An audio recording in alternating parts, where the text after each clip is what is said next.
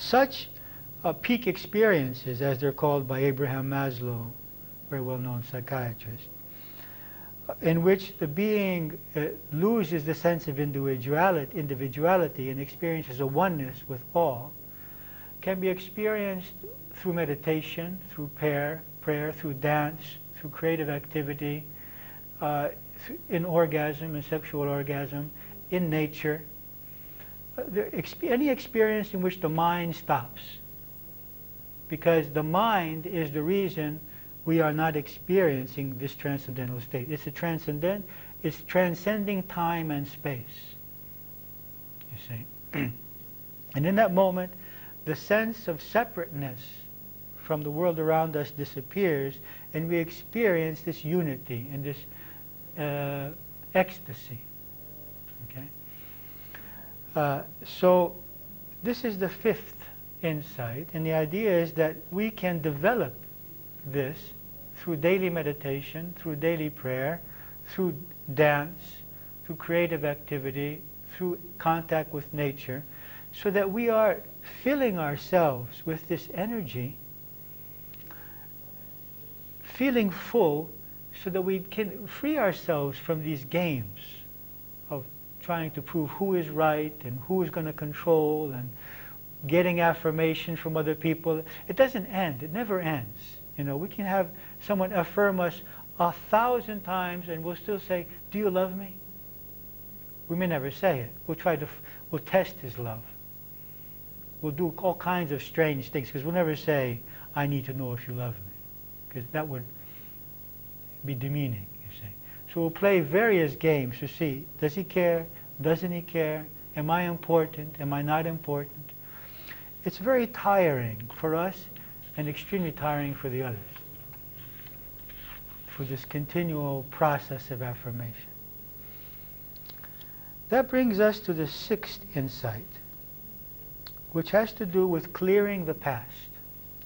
It has to do with analyzing the roles that our parents played, discovering the roles that we developed in response to those roles, discovering the various emotional mechanisms and attributes, qualities which were created within us as a result of having those specific parents, and then trying to discover through that our life purpose.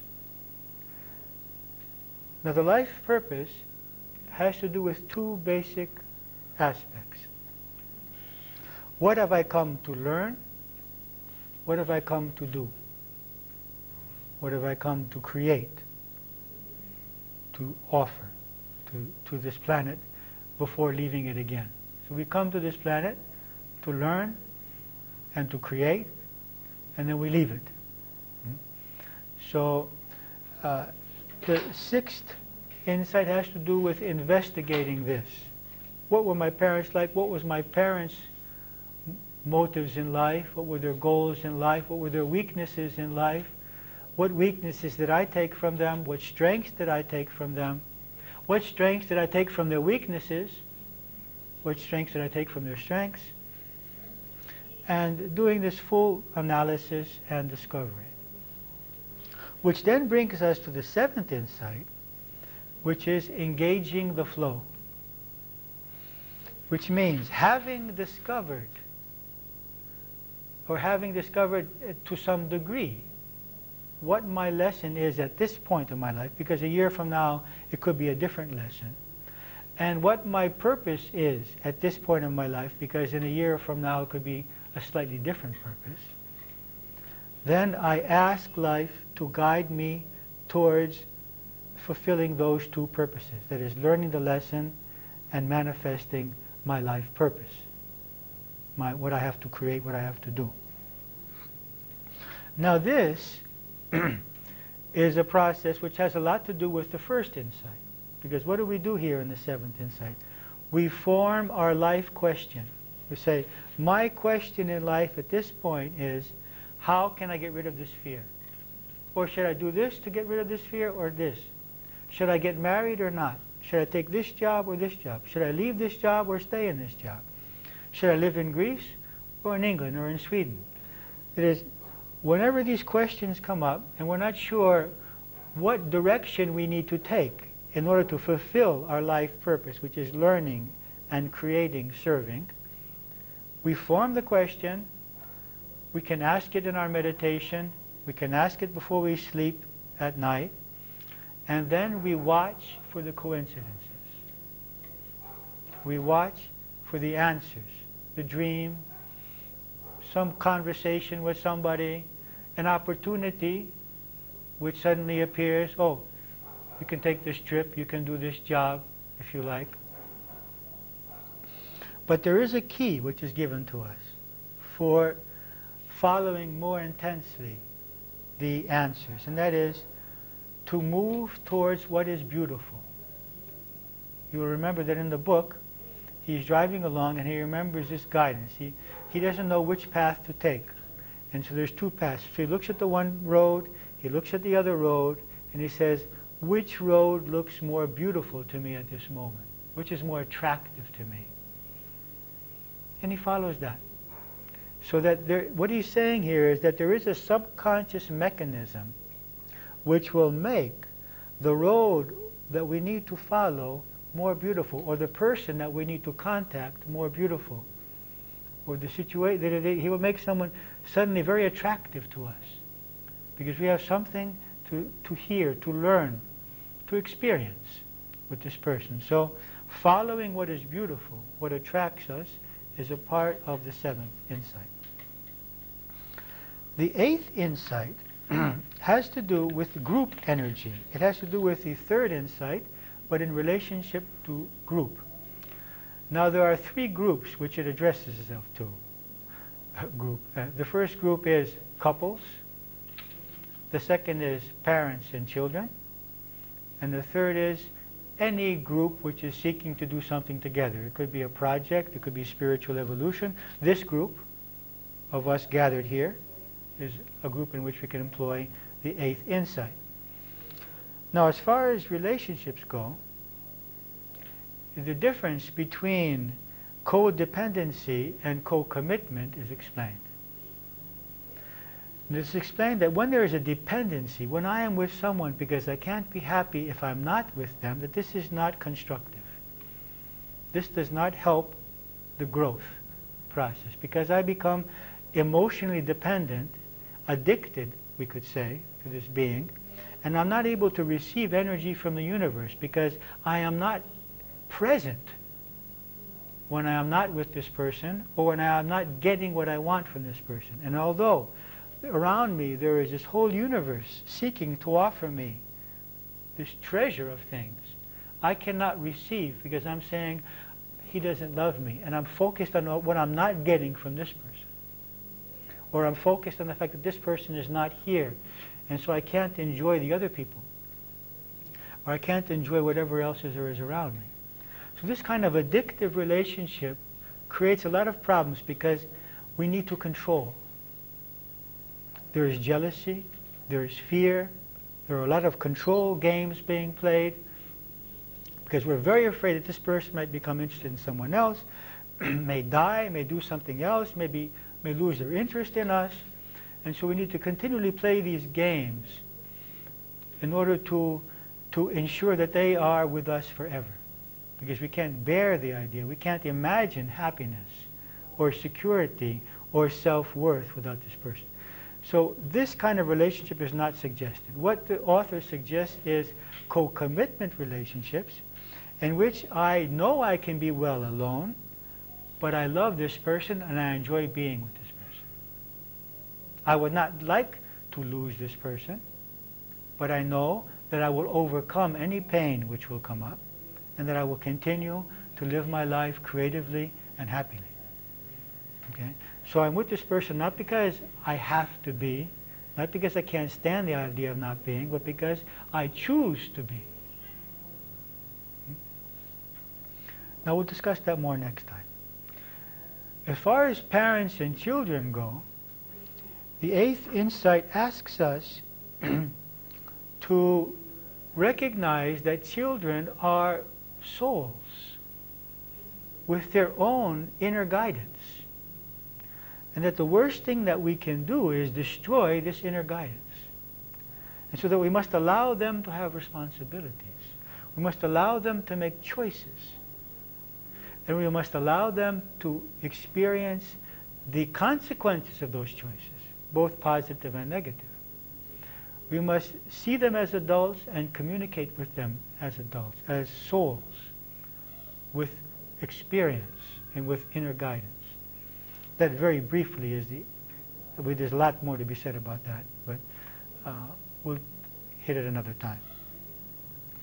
And then as far as groups go, the idea of the eighth insight is that a group can achieve a much higher level of energy, of evolution, and of effectiveness than individuals separately. Say 10 people working separately on the same goal will achieve much less than those 10 people working together. This has to do both with our spiritual awareness and also with our effectiveness in creating something and doing something in the material world. Now, a key is given here, and the key has to do with the third insight. And what is said is that in a group, we must energize the group and energize the individuals. And I would like for us to employ this for the rest of the year that we'll be working together. And what does that mean? That when anyone speaks, we will employ the third insight with them. What does that mean? We will look at them, we will focus on them, we will send love and energy to them as they speak. All the group. And so when someone else speaks, we will turn towards them. We won't look at our papers, we won't look out the window, we won't be thinking about what we're going to say later. That is, we're going to energize that person. The idea is that as we energize this person, by all of our attention and our opening and our love towards this person, he will go to a higher level of awareness of himself. And he will discover things about himself which otherwise will be difficult to discover, and he will say things which are answers to our questions. And suddenly he will say something about himself and say, that's for me. So we're combining here the third insight with the seventh and the eighth. So as I have my question, I know what my question is when I'm in the group, and one of us is speaking, we're focusing on him. It's very possible that as he speaks about himself, we will have answers for our own questions. Okay? So this is using the eighth insight in a group, so that we don't interrupt the other person, we don't give advice, we don't criticize. It's very important. And of course, what is very important in the group is also that there is total confidentiality. Anything that we say in this group, not what I say in the lectures, you can share that with anybody, but anything that we say once the lecture stops and we discuss between each other must be 100% confidential, never discussed out of this group. How many have to change the cassette? Turn it over. Turn them, yes. Okay, so that is the eighth insight, and I will remind you occasionally if I see you looking down or looking at the window, I'll ask you to focus on the person who is speaking. And of course, we would never talk to someone else when someone else is talking. That would destroy the whole energy field, because that person will feel, well, you know, I'm not important. I'm speaking about my pain or my anger or my hurt, and they're talking between each other. That would be totally unacceptable in a group. And that brings us to the ninth insight. The ninth insight is the ability to envision what we can become as individuals, as families, as society, and as a planet. The ability to believe in our immortal nature, to believe in the inherent powers and wisdom which exist within us, and that we can all manifest, that we can become a society of super beings. And it's not really super beings, it seems like super beings to us now. That's what we are. A society of individuals who have gone beyond the pettiness of selfishness and of self-centered lives, in which all are very confident of themselves. They don't need affirmation from anyone else. everyone feels quite secure. There is enough for everyone. So a life in which we can manifest our creativity, our love, in many ways, our unity, that we can create this, because we cannot manifest what we cannot envision. This is a very important aspect of creating positive relationships. When we teach effective communication, we also teach positive projection, because someone can learn to make a very effective I message, that is, learn how to express himself very clearly. But if in his subconscious he has the thought that this person is not going to listen to me, that this person will never change, that I can never have a harmonious relationship with this person, that thought form will prevent any kind of positive results. So it's important that we are able to believe in the possibility of our own transformation, in the possibility of the other people's transformation around us, and the possibility of society changing. We need to believe that society can change.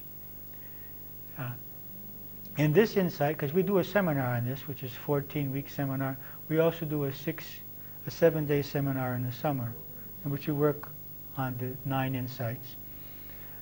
We ask everyone to write their vision, to make a written vision of how they imagine this perfect society and how they imagine themselves in that society.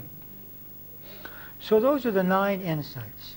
It begins with becoming aware that something else is happening through the coincidences, the incidences, the possibility of change through the critical mass.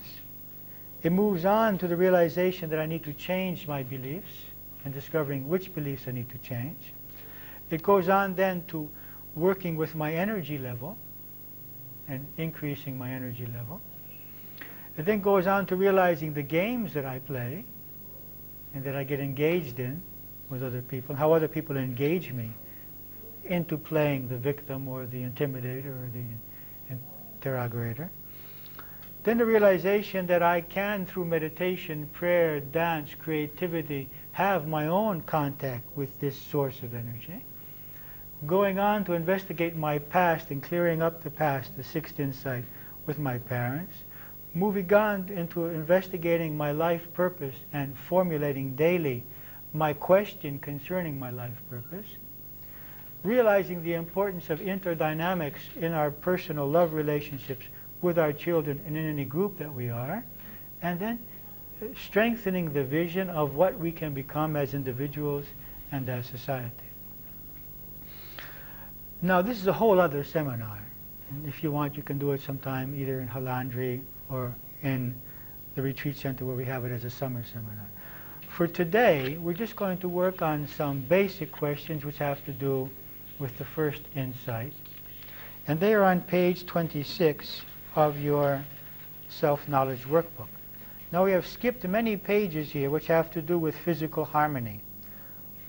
Presently, we're not going to work on that, but those cassettes are available.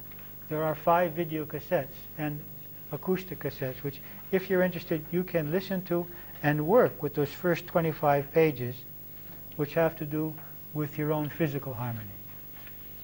But now we're looking at page 26, questions for the first insight.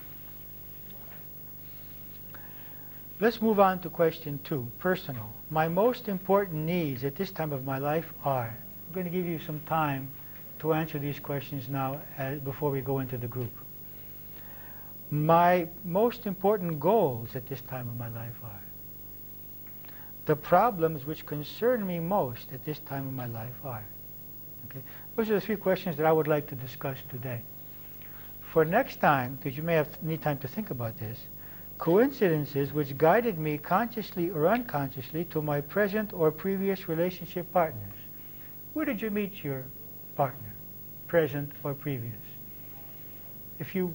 We can all realize that if we missed the bus or if we didn't know this person or something didn't happen, that we would have never met that person.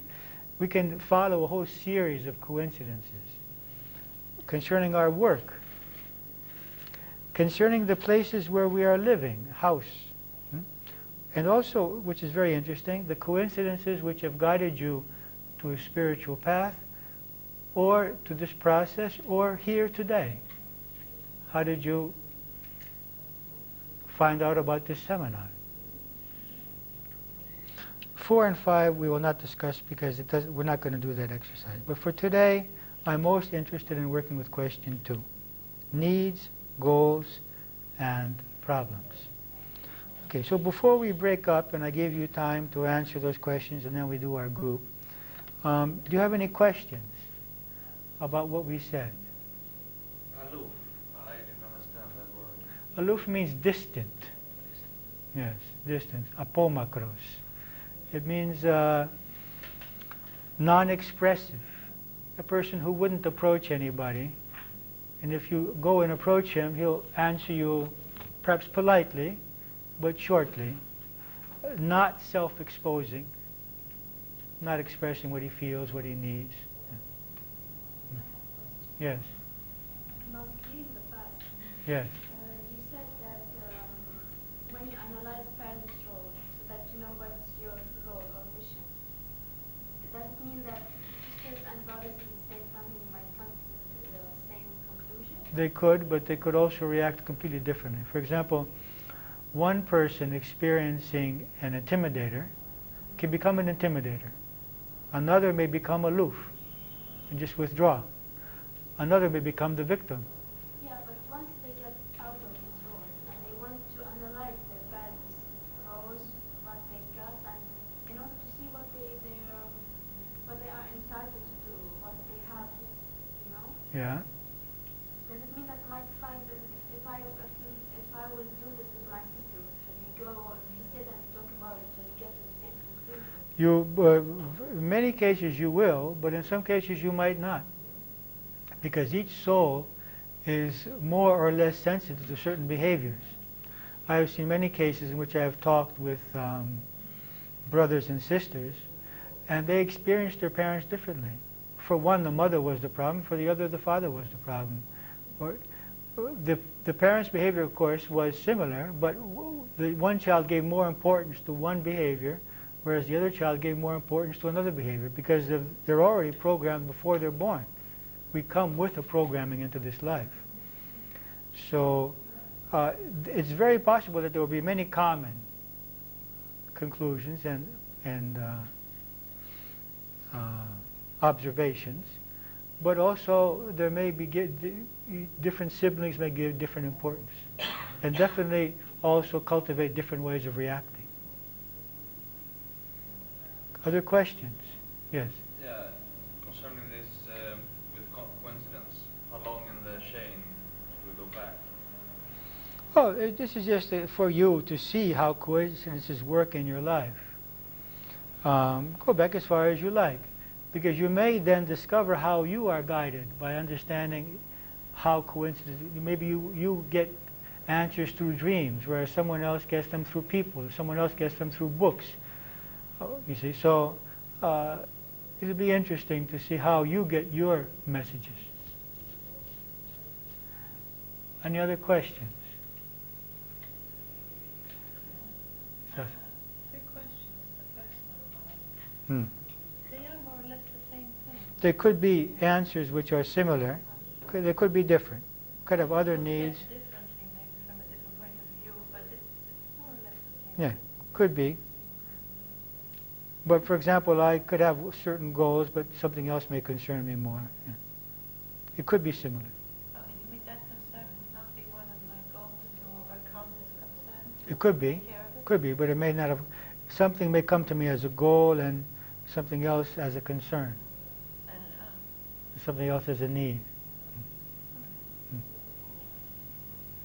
Okay, so I'll give you about 10 minutes to think about those three questions and jot down some answers, and then we'll begin to discuss between us. We can close the instrumentation. What is my goal? I feel cold.